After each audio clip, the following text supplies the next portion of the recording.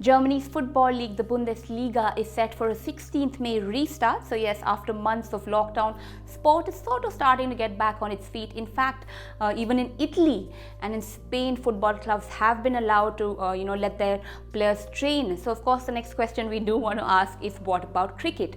What is the roadmap for the return of cricket in the world? Well, that's what we're going to talk about in this week's Spotlight. So well, how and in what form are we going to get live cricket back on our screens? The BCCI understandably hasn't really made a move to get the ball rolling, considering the high number of coronavirus cases in India. So it's more and more starting to look like the England Cricket Board, the ECB, will be the first ones to get the players on the field. And from the reports that we're hearing, here's what they have planned. Biosecure is the operational term being used by the ECB. They apparently had a phone call with a lot of their players last week, and they told them that about 30 players will be chosen to stay in a camp, stay together for a duration of 9 weeks as cricket makes a comeback and they play home test series against West Indies and Pakistan. All matches will be played only at 2 venues, biosecure venues, that's the term being used, that of course have ample room for social distancing of players, and also have housing nearby, hotels nearby, where the players can stay for the entire stretch of 9 weeks, where they will be staying away from family. Of course, 30 players are not needed for a cricket series, but then what you do need to account for is that, net practice, they need net bowlers as well, also for fatigue, because if they are to play 6 matches across 9 weeks, then, there will be some fatigue that seeps in. So the replacements are already available in the camp instead of calling somebody from outside of it and then having them quarantine for another 14 days. So that is exactly why a 30 player pool is being looked at by the ECB. According to a report in The Guardian, 23rd June is being looked at as the day where the players will be asked to start the camp as such and come together, when of course there will be a coronavirus test. And then 8th July is when the first test match against West Indies should take place. No official confirmation from the ECB just yet, but of course these are the tentative dates that are being floated around. There are series against West Indies and, like I said, Pakistan that are being planned, 6 test matches across 9 weeks. That was England. Now moving on to the third team that comprises of the big 3 in world cricket. There's of course India, England and Australia. Australia as a country has dealt with coronavirus of course quite well. The new cases have trickled down to about a couple of dozen a day, and they are moving back into returning to normal life, so much so that the cricket team is expected to start practicing by the end of this month. But getting live cricket back on television is turning out to be extremely, extremely important for Cricket Australia, because as their CEO has said over the last month, they're in big financial trouble. In fact, Cricket Australia let go of 80% of their staff till July, saying if they didn't do so, they would be out of funds by August. So that's the situation they're in right now.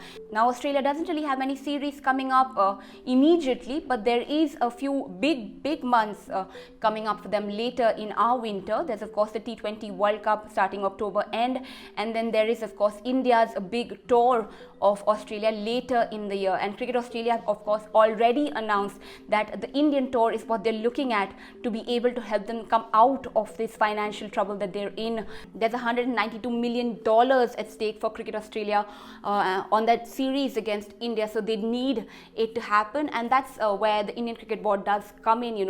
One doesn't really see much cricket being played in India in the next few months, for a while now actually, considering the coronavirus cases. So where do they choose to travel, and do they choose to play series, and that is where they can help other cricket boards.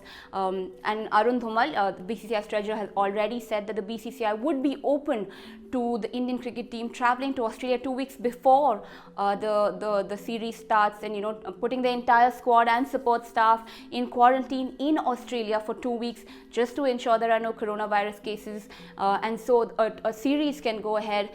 Okay, that's all the logistics of cricket's return. There are also going to be a lot of changes that are made to the game as such, considering the contagious nature of the pandemic that we're dealing with.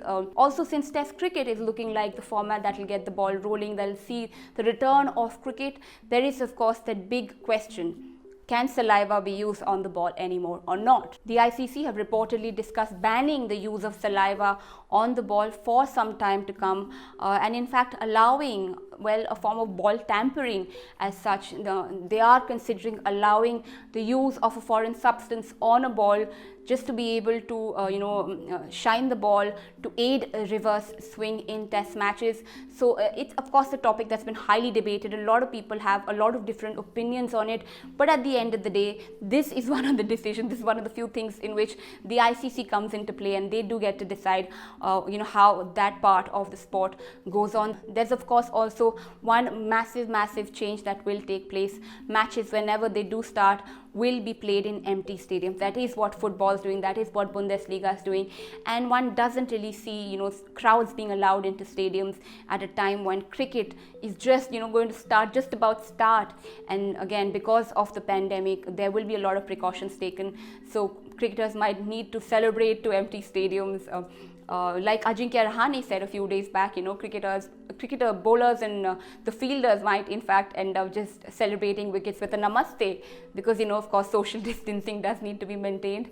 So well, that's of course a lot of changes to the sport, and also to how the sport is played, where it's played, and let's see what happens in the next few months, and let's see in what form and shape our beloved sport returns.